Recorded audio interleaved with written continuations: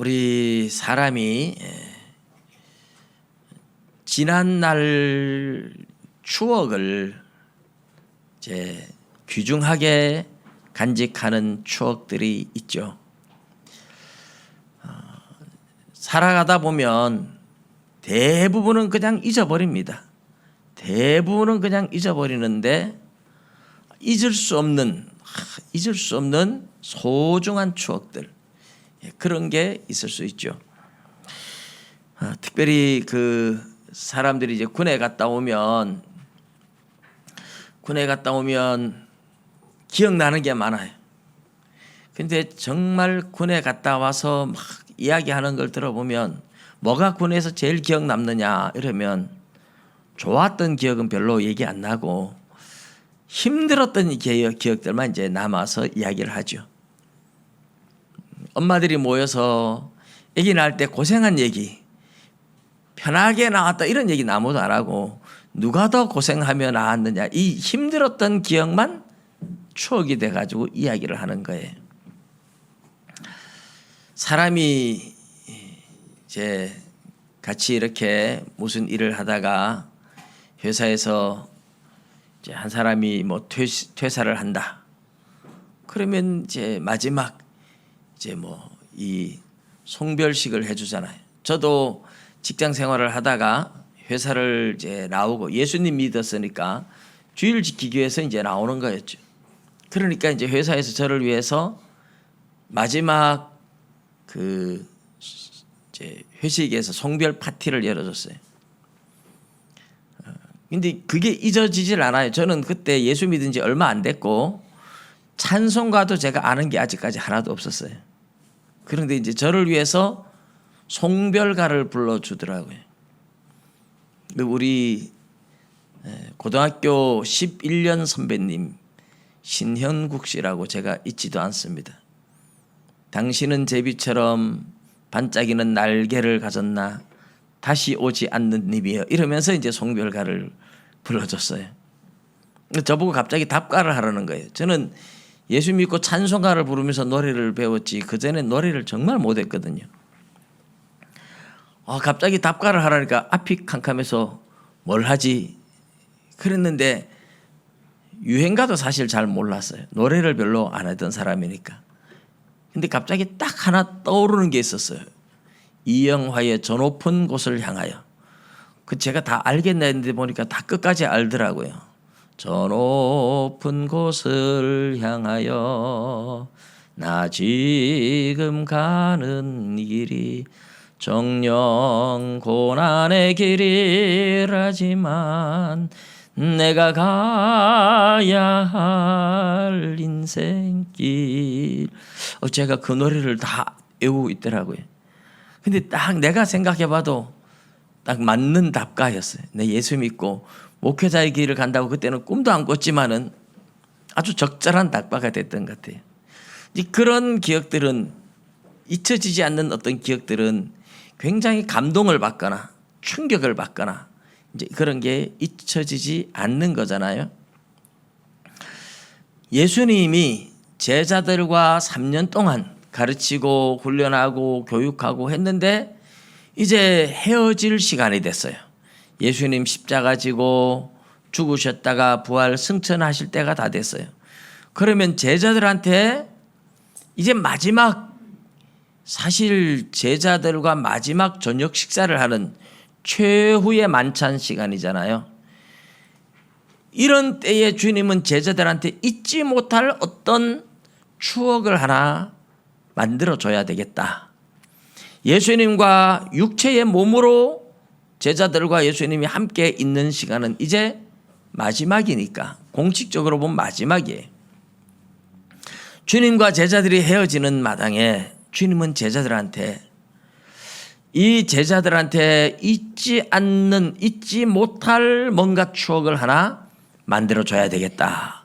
그래서 그날 저녁에 새 언약식도 행하고 떡과 포도주도 나누어주고 했지만 이런 새 언약을 하고 하는 것도 정말 중요한 거잖아요. 너무너무 중요한 거지만 제자들한테 잊을 수 없는 추억거리를 하나 만들어주는 거예요.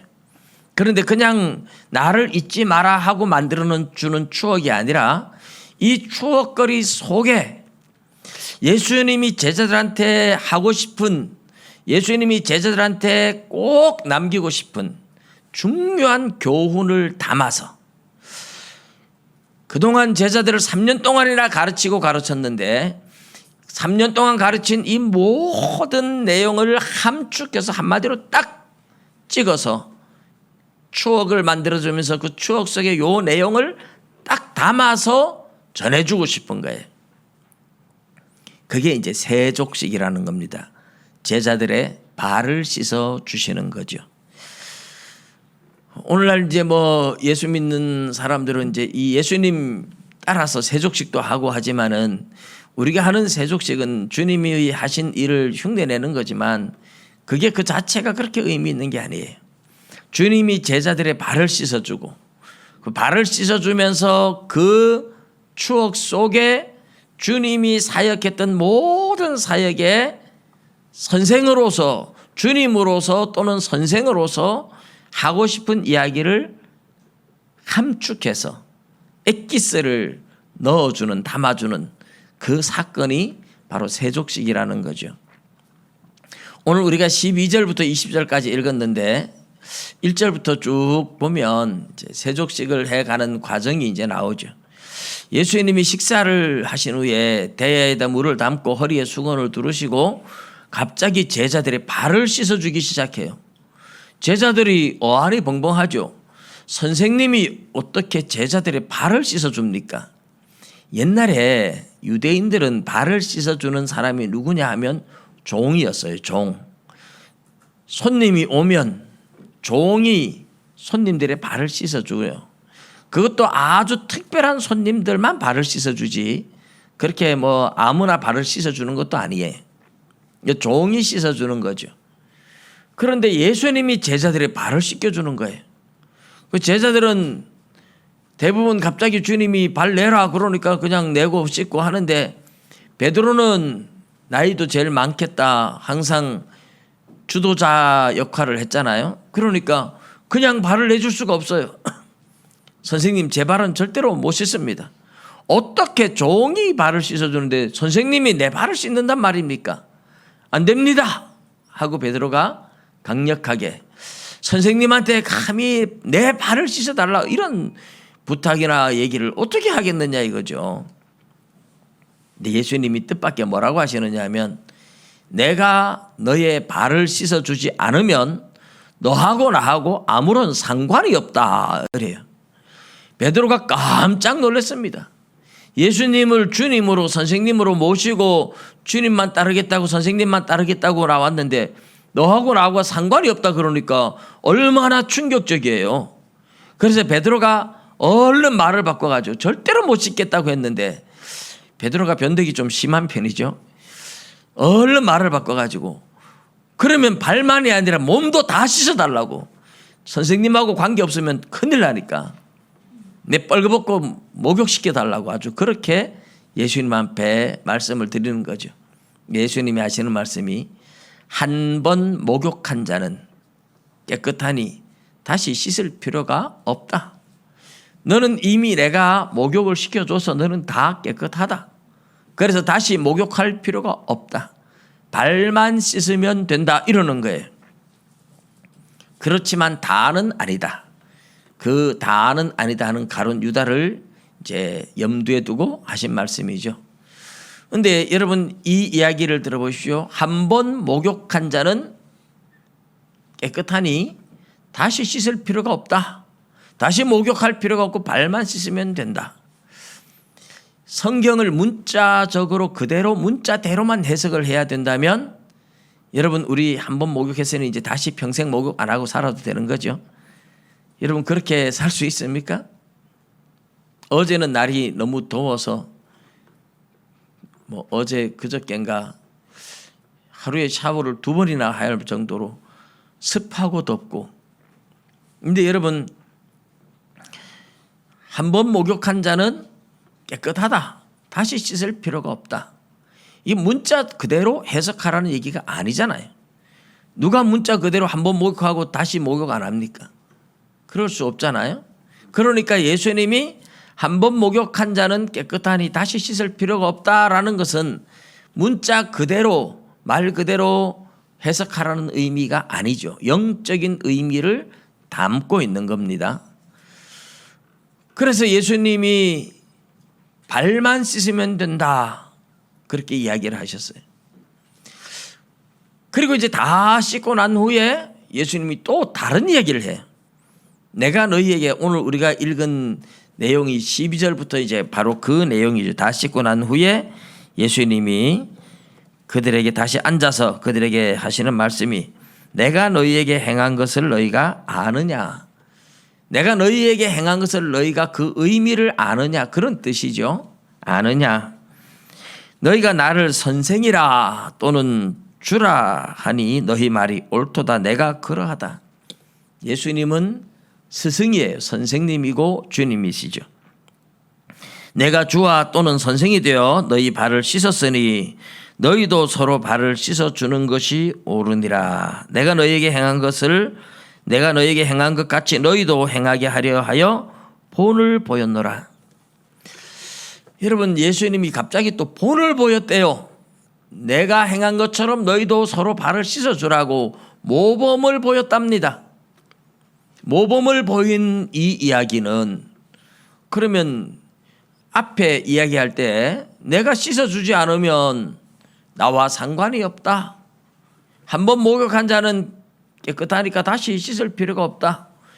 이거하고 같은 내용입니까? 전혀 다른 내용이에요.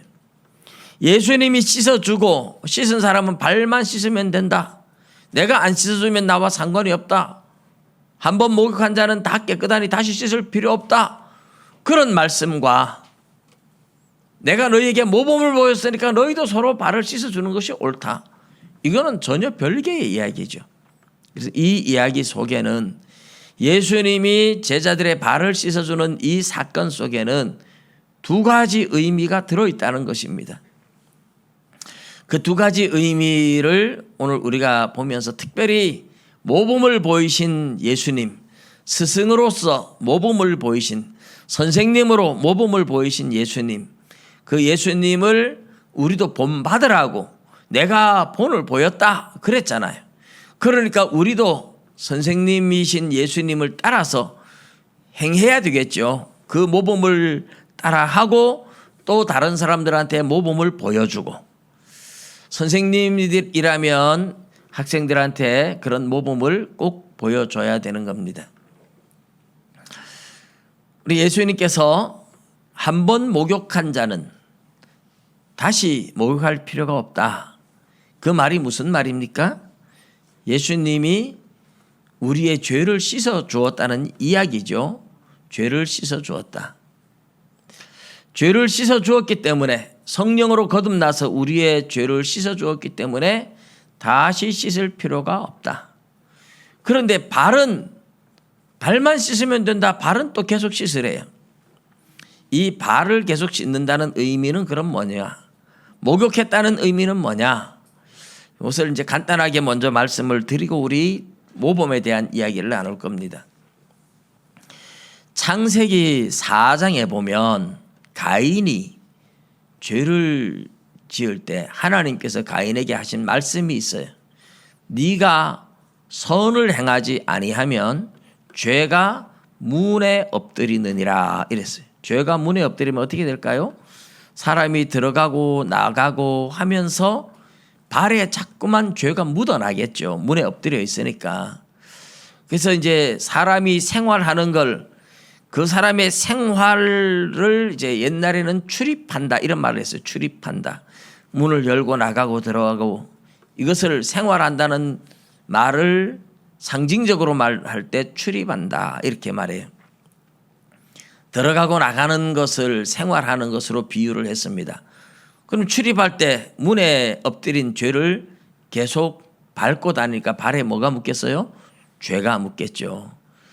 그래서 발에 죄가 묻는 것은 우리가 매일매일 생활하면서 묻어나는 죄를 의미하는 겁니다.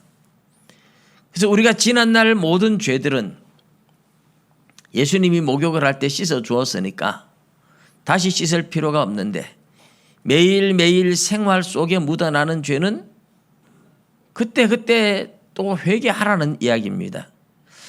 구원파 같은 데서는 예수님이 십자가에 못 박혀 죽으실 때 과거, 현재, 미래의 모든 죄를 해결을 했다. 맞아요. 틀린 말은 아니에요. 다 해결했어요. 그래서 회개할 필요가 없다. 그렇게 하면 안 돼요. 우리가 예수님 믿고 회개할 때 과거의 죄들은 회개하면서 다 씻음 받았어요. 예수님 믿고 죄사함 받고 회개를 했잖아요. 그런데 우리가 지금 짓는 죄들은 회개 안 했잖아요. 과거의 죄들은 예수님을 믿을 때 다 회개를 했잖아요. 예수님 믿을 때 회개하면서 과거의 죄에 대해 다 회개한 거예요. 그런데 현재 짓는 죄, 또 앞으로 지을 죄들, 우리가 예수 믿고 죄를 안 지어야 되지만 나도 모르게 죄를 짓고 살아갈 때가 있어요. 예수님은 우리의 죄를 과거, 현재, 미래 모든 죄를 해결했지만 그 죄를 해결해 주신 예수님 앞에 감사할 뿐만 아니라 우리가 지은 죄들을 예수님은 죄값을 치루어 줬고 우리가 회개함으로써 그 보혈로 씻어주는 겁니다. 우리가 회개하지 않으면 어떻게 될까요? 근본적으로 우리의 죄 문제를 해결해서 하나님의 자녀 삼아 주셨는데 회개하지 않으면 하나님이 징계를 내립니다. 징계.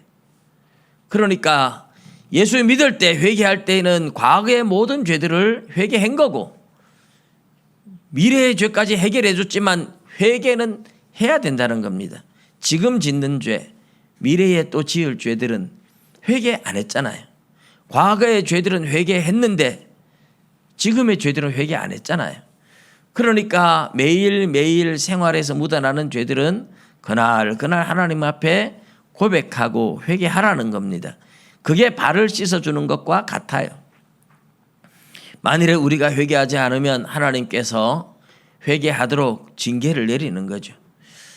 우리가 지옥 갈 사람들은 아닙니다. 예수님 믿어 천국 가게 하나님이 이미 우리의 죄 문제를 다 해결해 놓았습니다만 그러나 그 은혜에 대해서 감사하며 우리가 지은 죄들에 대해서 고백하고 자백하는 이 삶을 회개하는 삶이라고 부르는 겁니다. 그래서 우리는 매일매일 생활 속에서 묻어나는 죄는 그날 회개함으로 처리를 해야 되는 거죠.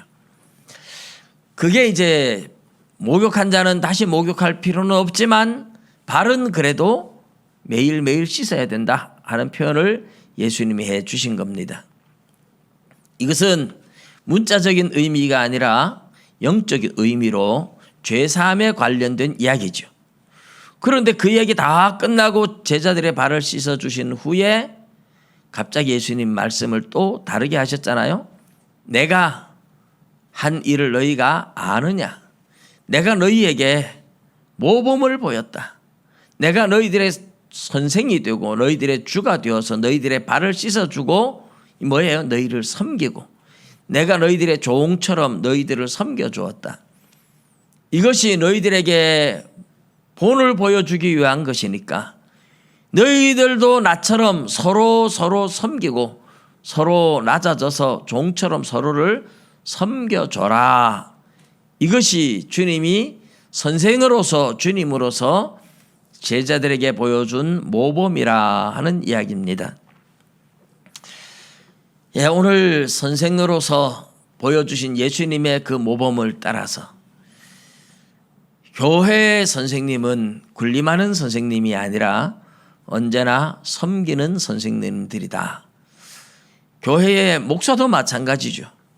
목사가 하나님이 세운 질서를 따라 권위를 가지고 설교를 하고 목회를 한다고 할지라도 그 권위를 가지고 군림하는 것이 아니라 섬기는 자리에 있어야 되는 게 목사이듯이 교사로서 권위를 가지고 있어도 학생들을 위해 군림하는 것이 아니라 섬기는 자세로 하는 거죠.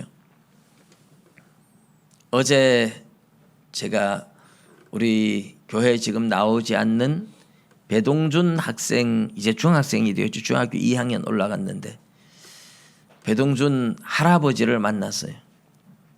한 30분 만나서 같이 이야기를 하고 다시 배동수를 어쨌든 보내겠는데 코로나 때문에 못 나가게 한 것도 있지만 교회 가서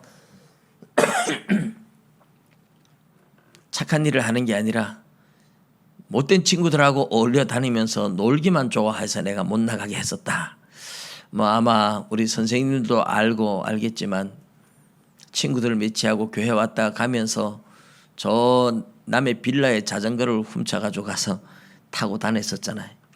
할아버지가 그걸 알고 야단을 치고 자전거를 이제 제자리에 갖다 놔라. 제자리에 갖다 놓고 할아버지가 따라와서 거기에다가 할아버지 전화번호를 적어놓고 우리 아들이 이렇게 자전거를 가져와서 타고 다녀서 야단을 치고 갖다 놨다고 대단히 죄송하다고 그렇게 이제 사과문을 써서 갖다 놓은 거예요. 그리고 이제 전화가 왔더래요. 안 그래도 자전거를 잊어버려서 경찰에 제가 신고까지 해놨는데 이렇게 돌려주셔서 너무 감사합니다. 그래서 이제 죄송하다고 하고 서로 이야기는 잘 됐는데 할아버지가 그 일에 대해서 이제 좀 상처가 있으시더라고요. 그래서 교회 갔다가 이렇게 나쁜 친구들하고 어울려서 이렇게 되는 거 아닌가 염려를 하신 거예요. 그래서 이제 그 사건이 우리도 다 아는 선생님들이 아마 아는 사건이라고 생각을 하는데 그래서 할아버지한테 뭐 아이들이 교회에서 예배 마치고 가면서 바깥에 나가서 한 일이다 보니까 뭐 선생님들이 모를 수밖에 없는 거고 지도할 수도 없었던 일이긴 하지만 그래서 제가 잘 말씀을 드렸고 그때 사건 경위를 제가 전사님한테 그때 들어서 이제 알고 있었고 그래서 말씀을 드리고 다시 이제 뭐 당장에 뭐 나오지는 못하겠지만 어쨌든 가는 걸 허락하시기로 약속을 해주셨어요. 아마 몇 달 내로 이제 다시 만나게 되고 오지 않을까 그렇게 생각을 하는데 우리 한 영혼이 너무너무 소중해서 우리 선생님들 교회에서 키우는 한 영혼 절대로 가볍게 생각할 영혼이 하나도 없습니다. 우리가 선생님 그 이야기하면 가장 감동적인 선생님이 설리반 선생님 아닙니까? 헬렌 켈러 어릴 때 아파서 어떻게 알아가지고 귀가 들리지 않는 병을 알았고 눈이 보이지 않았어요. 아이가 말도 배우기 전에 귀가 들리지 않고 눈이 보이지 않으니까 뭘 글자를 가르치고 말을 가르치려도 들려야 뭐 말을 배울 거 아닙니까? 보여야 뭐 알 거 아닙니까? 보이지도 않고 들리지도 않는 이 어린아이가 성격이 너무 괴팍해지는 거잖아요. 설리반 선생님이 아이를 내가 맡아보겠다. 근데 뭐 아이를 아무리 뭐 어떻게 하려도 뭐 들어야 하고 뭐 봐야 하는데 듣지도 못하고 보지도 못하는 그런데도 그 아이를 위대한 시인으로 길러냈잖아요. 헬렌 켈러가 지은 찬송이 얼마나 많습니까? 근데 어느 날 수돗물이 손에 탁 떨어지는데 차가운 물이 떨어질 때 아이가 거기에서 순간 이게 뭐야 하고 깜짝 놀랐을 때에 얼른 아이 손에다가 water 하고 물이라는 단어를 새겨주는 거잖아요. 그러니까 아이가 자기 손에 딱 대인 게 물이구나. 글자를 2번, 3번 자꾸 써주면서 이게 물이야. 그렇게 이제 세상과 피부의 감촉을 통해서 글자를 배우고 세상과 소통하기 시작하고 결국은 헬렌 켈러는 위대한 시인이 되고 신앙인이 되고 하나님을 찬양하는 찬양인이 되었습니다. 설리반 선생님이 그렇게 할 때까지 얼마나 많은 수고와 인내와 희생을 했겠습니까? 물론 가정교사로 돈을 받고는 했겠지만 웬만한 사람은 그냥 대충 하고 돈만 받아가면 되겠다. 그래 생각하고 대충 하고 말았을 거예요. 그런데 이 아이를 제대로 한번 키워보고 싶은 그 안타까움으로 사랑을 가지고 관심을 가지고 그렇게 글자 하나하나를 손에다 그려주고 써주고 하면서 사람을 만들어가고 세상과 소통하는 법을 가르쳐주고 거기에 얼마나 많은 희생과 땀과 눈물과 노력이 스며들었겠습니까? 보지도 못하고 듣지도 못하는 한 사람도 이렇게 위대하게 될 수 있다면 잘 보고 잘 듣는 우리 학생들, 우리 선생님들이 사랑과 관심을 가지고 잘 길러내다 보면 그 아이가 나중에 대통령이 될 수도 있고 그 아이가 나중에 위대한 과학자가 될 수도 있고 그 아이가 나중에 세계를 누비는 위대한 글로벌 인재들이 될 수도 있습니다. 여러분 아무도 장담하지 못해요. 박정희 대통령의 일화를 보면 어릴 때 구미 상무교회 열심히 다녔다고 하잖아요. 근데 교회에서 좋은 추억을 남겨주지 못하고 너무 가난해서 신발이 없어서 맨발로 갔는데 거지 새끼처럼 신발도 안 신고 왔다고 선생님이 쫓아내버렸잖아요. 그때 충격을 받고 다시 교회를 안 나간 거잖아요. 물론 그분이 교회를 계속 다니고 예수를 믿었으면 또 어떻게 역사가 바뀌었을지 아무도 알 수는 없어요. 그렇지만 그 아이가 장차 대한민국의 대통령이 되어서 가난에 굶주린 나라를 부유한 나라로 만들어줄 그런 대통령, 또 일면에서는 독재자 소리를 듣고 일면에서는 위대한 대통령, 이렇게 양면성을 가지겠지만 어쨌든 대한민국을 호령하며 대한민국을 일으키는 대한민국 근대사에 지울 수 없는 큰 일을 한 위대한 인물이 될 것이라고, 만일에 그것을 알았더라면 선생님이 그 아이한테 그렇게 대할 수 있었을까? 전혀 아니죠. 모릅니다. 이 아이 속에 얼마나 위대한 가능성이 들어있는지, 얼마나 위대한 보물이 숨겨져 있는지 아무도 모르는 거죠. 저는 우리 교회 학생들한테 늘 그런 희망을 가지고 기도를 합니다. 우리 교회 주일학교 학생들이 비록 어리지만 앞으로 이 아이가 얼마나 위대한 인재가 될지 아무도 알 수 없기 때문에 저는 하나님 앞에 위대한 인물이 되게 해달라고 기도를 하면서 늘 바라봅니다.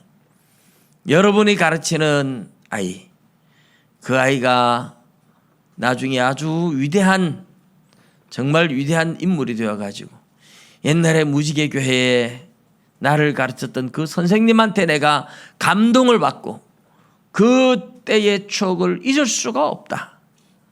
그러면서 그 선생님을 찾아오고 그럴 때는 또 얼마나 영광스럽겠습니까?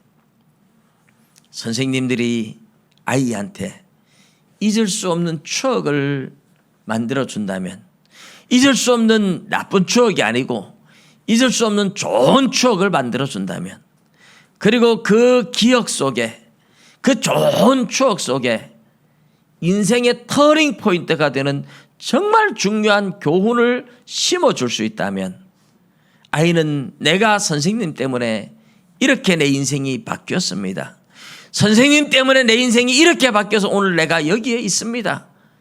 이런 말을 할 수 아니겠습니까? 여러분이 가르치는 그 학생, 여러분이 가르치는 학생들이, 아이들이 선생님 때문에 내 인생이 이렇게 위대한 인생으로 변했습니다. 그때 선생님의 그 말을 내가 잊을 수가 없습니다. 그때 선생님이 나한테 베풀어 준 그 사랑을 내가 잊을 수가 없습니다. 평생 동안 그런 좋은 추억과 그런 교훈을 가지고 그 선생님 생각만 하면 마음이 뜨겁고, 그 선생님 생각만 하면 내가 절망할 수 없지, 힘을 내야지, 그러면서 다시 일어날 수 있는 그런 선생님이 한번 될 수 있으면 얼마나 좋겠습니까? 그런 선생님이 되기 위해서 기도하고, 또 아이들 한 사람 한 사람한테 내가 그런 좋은 선생님이 되기 위해서, 그런 위대한 인물을 만들어내는 선생님이 되기 위해서 노력하셔야 됩니다. 우리 예수님은 제자들한테 그런 추억을 남겨줬잖아요. 발을 씻으면서 내가 한 것처럼 너희들이 본을 보였으니 너희들도 서로 발을 씻어주는 것이 옳으니라. 예수님이 추억을 남겨주고 선생님이 우리 발을 씻어주었다는 건 잊을 수 없는 추억이죠. 그런데 예수님이 발을 씻어주면서 모범을 보였다고 하는 이 이야기 속에는 예수님이 3년 동안 제자들을 가르치면서 주님이 왜 세상에 왔는지, 무엇을 위해서 왔는지 그 모든 내용이 함축되어 있는 겁니다. 주님은 이 땅에 섬기기 위해서 왔다. 우리를 섬기기 위해서 왔고 자신의 생명을 주어서 우리를 살리기 위해서 왔다. 내가 너희들의 종이 되어서 너희를 살리기 위해서, 너희들을 위해서 내 생명까지 너희들한테 주려고 내가 섬기려고 왔다. 그 섬기기 위해서 왔다는, 종으로 생명까지 주기 위해서 왔다는 그 모든 내용을 발을 씻어주는 그 사건 속에 함축해서 다 심어놓은 거 아닙니까? 제자들은 예수님이 발을 씻어주셨던 그 사건만 생각하면, 그래, 주님이 우리를 위해서 십자가 지고 죽어주셨고 주님이 그걸 위해서 이 땅에 오셨고 주님은 그래서 우리를 늘 섬겨주셨지. 온 우주 만물의 주인이신 만왕의 왕이신 하나님의 아들이 어떻게 사람이 되어 와서 우리의 발을 씻어주며 우리를 위해서 죽어주실 수 있었는가. 그렇게 섬기고 그렇게 사랑해 주신 예수님의 그 사랑만 생각하면 제자들의 가슴이 뜨거워지고 감동의 눈물이 쏟아지고, 제자들은 그렇게 주님을 생각하면서 십자가의 길을 걸어갈 수 있었던 것이라 봅니다. 오늘 우리 선생님들도 우리가 가르치는 학생들한테 예수님처럼 감동적인 선생님, 뜨거운 감동을 줄 수 있는 그런 선생님이 되어보면 얼마나 좋을까. 저도 목사로서 그런 목사가 되어보면 얼마나 좋을까. 마음의 소원을 가지고 기도하며 걸어갑니다. 우리 모든 선생님들이 아이들 한 사람 한 사람을 소중하게 생각하고 내 자식보다 더 귀하게, 정말 내 자식처럼 생각하고 내 생명을 바쳐서 저 생명을 살린다 하는 그런 마음으로, 우리 예수님이 모범을 보였던 그 마음을 본받아서 감동적인 선생님, 영원히 잊을 수 없는 선생님, 추억 속에 아름다운 교훈을 담아 영원히 잊지 못할 추억으로 남겨주는 선생님, 그런 선생님들이 될 수 있기를 주님의 이름으로 축복합니다. 기도드리겠습니다.